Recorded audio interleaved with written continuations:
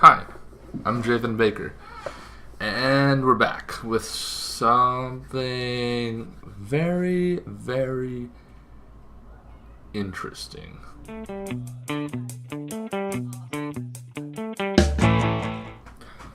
So, what are we talking about today? We're talking about man. Well, not so much man. In ages long past, there was a word that was used for man, and it was wight. W-I-G-H-T. Not like the color white, or, some people might argue that it's not a color. Blah. Semantics aside, a wight used to mean man. And as the centuries passed, it came to be associated with a very peculiar type of undead. Those that inhabit burial mounds and catacombs, essentially burial places. Now, what would make a wight differ from a zombie or something like that? From a distance, they can be mistaken for any number of humanoid races. I mean, any race really could be a wight. They are intelligent. They actually retain some sentience. A decent amount of it, to be precise. They're smarter than some humans. Once they become more examined under closer scrutiny, their true nature comes forward. They are undead reflections of their former selves. Cruel, burning eyes set in mummified flesh over a twisted skeleton. Hands that end in these sharp claws that just are meant to rip and rend flesh. They would be wearing what they died in typically, but the way that they're created is what really makes them unique. So, how do they fight? We'll get into a little more about their ecology a little bit. They're fierce and deadly, for one. When they attack, to attack them, we're getting into a territory that we haven't really touched on yet, and that is the idea of silvered weapons and magical weapons can harm them. Otherwise, your normal sword and dagger and arrow and what have you actually don't do anything to them. You'll hit them, and it will either pass through them, or it will basically, close back up. So they can basically rend with their claws. They're also able to feed on the life essence of their force. And I'll touch on that a little bit later in the ecology part here. Each blow that they hit somebody with drains levels. So we're getting into our first level draining monster. And this is something that more powerful undead tend to have. If you're a third level fighter and you get hit by a wight, you're now a second level fighter. You lose your 2 hit bonus that you would gain, or your Thaco would drop in older editions. You lose your spell abilities, any class bonuses you got. It really can mess you up. If a fighter had 8 hit points on his last level roll, he loses those 8 hit points. And that's why some DMs will have players keep track of their individual rolls. If you are reduced to a 0th level by these guys, you're doomed to rise again as wights under the direct control of your slayer. So you become like a sub-wight. So you can actually have these wight overlords that are, attacking people and draining them. In the last segment, we talked a little bit about juju zombies, and it's this idea that if somebody hits 0 level, they become a juju zombie. Well, that's only if done by a wizard. Wights are something of their own accord, essentially. Now, if the wight who created them is slain, they will be freed and regain a portion of their power. So you can actually You know, if a player character, can be some really cool adventure hooks. If a player character gets killed by a wight, you can have them be a big bad guy. You know, in semi-lower level campaigns. I don't want to say lower level, and I don't want to say upper level, but you know, somewhere in the middle ground, you could definitely throw this something at it. You know, where the players have the ability to track down and kill this. You know, it could be a really cool quest. Now, don't take away the agency of your players and just, you know, blah, somebody's done for now. Other than that, there really is no way to recover, short of maybe even a wish spell, I guess. Yeah, it requires very high level magic. Like typical undead, wights are unaffected by sleeps, charms, holds, cold based. They cannot be paralyzed or poisoned. That's kind of unique to the wights. And as we get to higher level undead and more powerful undead, you'll see these things kind of crop back up, not just the immunity to mind affecting things.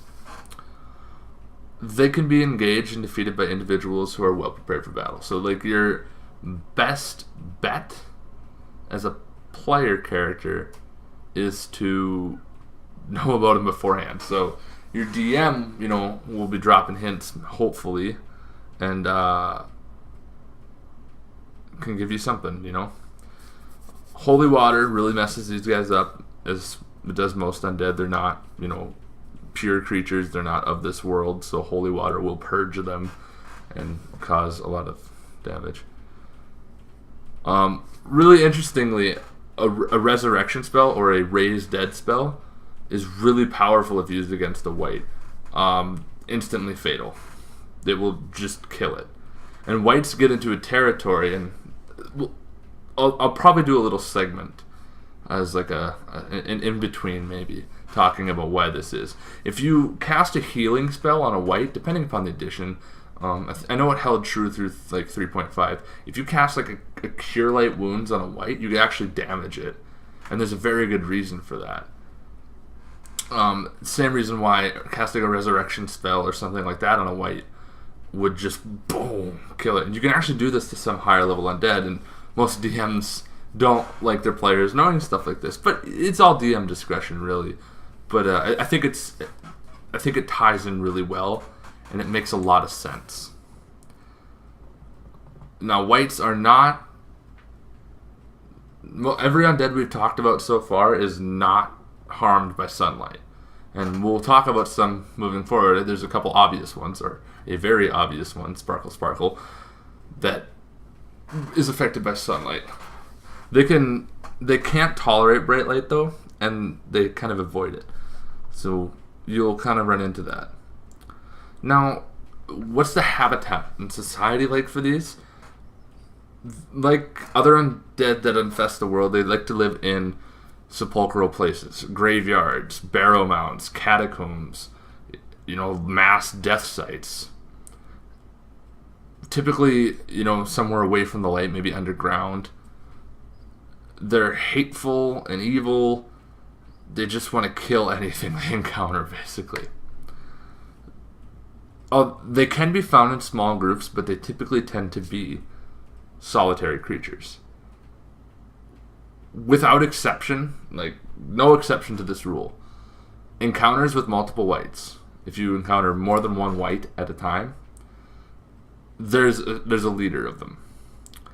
And as a DM, that can be a linchpin where if you drop a hint early on that, you know, killing a wight can free somebody, you can have a pretty massive amount of wights under the guise of one ruler. And what will happen then is, like, you have to, like, find a way to maybe get to that guy and take him out, or you'll have to just deal with this obscene amount of wights. Don't make it unattainable, obviously. But that's just something cool that you can do as far as, you know, maybe like an encounter idea for you. But do note that the leader of these wights is almost always willing to sacrifice all the other ones to save its own life. Or victory, even. Because it can always make more. Now, I'm going to talk a little bit about some of the more powerful undead. And it's not a different section. Like I said, I'll do another video soon talking about why this is. Now, like most powerful undead, wights exist on 2 planes. Now, what is a plane of existence? Well, I don't know if you can see, but back here there's a picture, and maybe I'll show it sometime on stream I'll stream or YouTube. But there's this idea of multiple planes of existence, and there's all sorts of different planes. I'm not going to get too crazy into it, but basically there's like, just speaking in these undead terms, there's this Earth. Basically, it's called it's a material plane. There's the spooky, ghosty plane called the ethereal, and then there is off somewhere else. There's a negative energy plane, and there's also a positive energy plane. Well, undead that are associated with level draining are always linked to the negative energy plane, because the negative energy plane consumes all positive energy that it can, and a person's vitality and life force is a positive energy. And now, the stronger the link to the negative world, to this negative, basically anti-world, the stronger the level draining ability. And this is what actually feeds them. The negative energy is their sustenance. It's what drives them, whereas positive energy is ours. It's really kind of interesting. And like I said, I do plan on explaining it a little more in depth. Now, one cool thing about wights, and, I'm expanding more on these undead topics. Anything that doesn't really have a natural place in the world, animals can sense. Like, dogs will growl or howl with alarm. Horses will, be jittery and not want to enter your place. You'll find that there's no birds or even insects chirping or anything like that. And plant life will gradually die, and areas will actually become unclean. And this idea of this unholy, unclean, in the case of wights and some level draining undead, is links to the negative energy plane. So that's something kind of cool to think about, and maybe even gives you ideas for some of your own monsters or something like that. But I definitely do recommend looking into it a little bit, and I'll try my best to explain it in a video coming up. I plan on doing in addition to this monster mythology, some planar lore and things like that, some deeper understanding of the D&D mechanics and universe. But sorry, this long video. I hope you enjoyed it. It's a wight. We'll get some pictures, and yeah, it'll be a good time. See you next time.